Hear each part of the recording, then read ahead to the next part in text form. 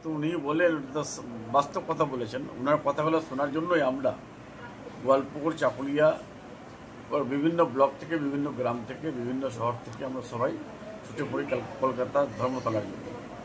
আর আজকে ধর্মতলাতে কয়টা ব্যারিকেডের লোক হবে এটা তো আমিও নিজে বুঝতে পারছি না, বলতে পারছি না। সব জায়গায় লোকের লোক, যতগুলো লোক ছিল ওখানে ওর রিডাবল লোক, বাইরে জায়গা পাওয়া যাচ্ছিল না।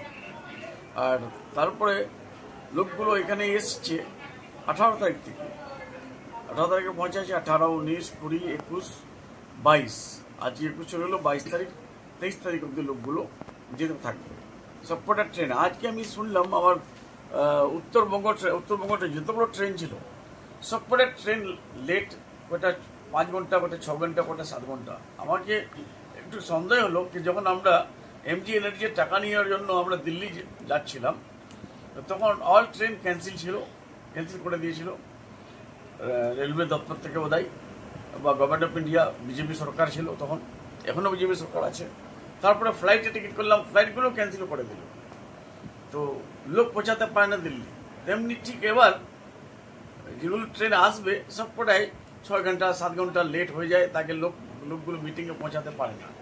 এটা তো একটা মিটিংয়ে লোকের জোয়ার আসছে, সবাই আনন্দ করার জন্য এসছে, সবাই যারা শহীদ হয়েছিল তখন 13 জন শহীদের মাল্লা দিতে এসেছিল, মুখ্যমন্ত্রীর বার্তা নেওয়ার জন্য এসেছিল।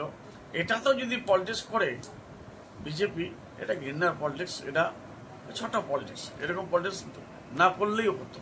বলছি স্যার, মাননীয় মুখ্যমন্ত্রী বললেন যে আগামী 29 তারিখ থেকে যে ভাষা আন্দোলন বিষয় নিয়ে, ভাষা নিয়ে একটি আন্দোলন হবে গোটা পশ্চিমবঙ্গ জুড়ে, যে বাংলা ভাষাকে সমগ্র দেশে বাংলা ভাষায় কথা বললেই যে বাঙালিদের টার্গেট করা হচ্ছে, সেই বিষয়ে উনি আন্দোলন করতে বললেন। কি বলবেন? বাংলায় তো আপনারা নিজেই দেখলেন কি দিল্লিতে বেঙ্গলি কলোনি যতগুলো আছে, লাইট কোনো জায়গায় ডিসকানেক্ট করে দেয়, লাইট কেটে দিচ্ছে, কোনো জায়গায় জল কেটে দিচ্ছে, কোনো জায়গায় বাংলা বললে সোজা ডাইরেক্টলি জেলে ঢুকাই দেয়, ডিটেনশন ক্যাম্প তৈরি করা হচ্ছে।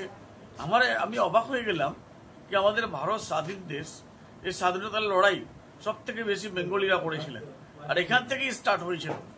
আপনারা জানেন ভালো করে 1757 এর লড়াই ছিল আপনার এখানে প্লাসির যুদ্ধ।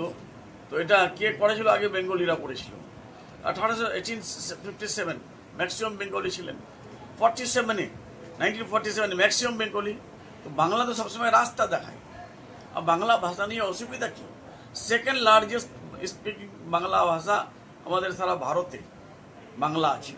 আমাদের এখানকার ল্যাঙ্গুয়েজ হলো বাংলা, কিন্তু বাংলা নিয়ে অত ঘৃণা করবে কেউ, বাংলা বললেই কেউ বাংলাদেশি বলে দিবে, এটা কিন্তু ভারতে আমরা প্রথমবার দেখছি। হ্যাঁ, বলছি স্যার, আজকে যে বিজেপির যুব মোর্চার ডাকে উত্তরকন্যার ঘেরাও ছিল, সেখানে রাজ্যের বিরোধী দলনেতা শুভেন্দু অধিকারীও উনি উপস্থিত ছিলেন। কি বলবেন স্যার? ওনার তো এগুলোই কাজ বাকি আছে, উন্নয়ন তো ও জানে না, এখন ডিপেন্ড করছে।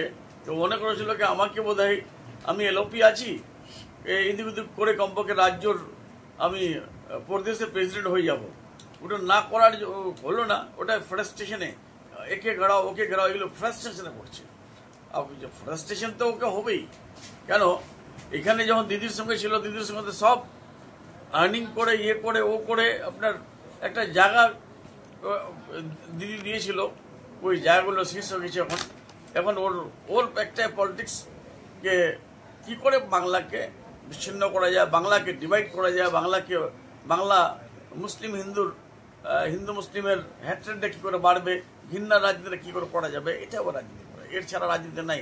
আর বলছি স্যার, রাজ্যের মন্ত্রী গোলাম রব্বানির নেতৃত্বে উত্তর দিনাজপুর সহ গোয়ালপুকুর থেকে শতাধিক তৃণমূল কর্মী আজকে ধর্মতলার শহীদ দিবস স্মরণে দেখা গেল। কি বলবেন স্যার? আমরা যত্ন করে লোকগুলোকে আমাদের সঙ্গে আসে, আমার লিডারশিপে আসে না, লিডারশিপ ছিল মুখ্যমন্ত্রী, লিডারশিপ ওর ডাকে। আমাদের মুখ্যমন্ত্রী মমতা বন্দ্যোপাধ্যায় যেখানে ডাকবে সেখানে এরকম লোক হবে।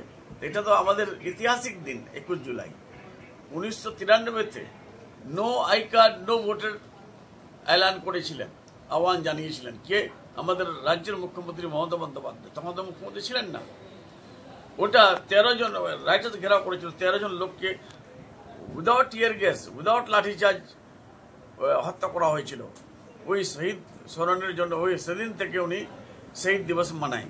শহীদ দিবস তখন তো উনি কংগ্রেসে ছিলেন, কংগ্রেসের ইয়ুথ প্রেসিডেন্ট ছিলেন, কিন্তু কংগ্রেস পার্টিটা কোথায় চলে গেছে আজকে, কি কংগ্রেসরা জানে না কি সে শহীদ হয়েছে, কে শহীদ হয়েছে। কিন্তু আমরা ওই 13 জন মানুষের প্রত্যেকটা ইয়ারে 21 জুলাইটাকে আমরা সম্মান দিয়ে, শহীদদেরকে সম্মান দিয়ে আমরা এই এটা মিটিংটা পালন করেন। এটা পালন করি, 21 জুলাই আমরা পালন করি। Thank you sir.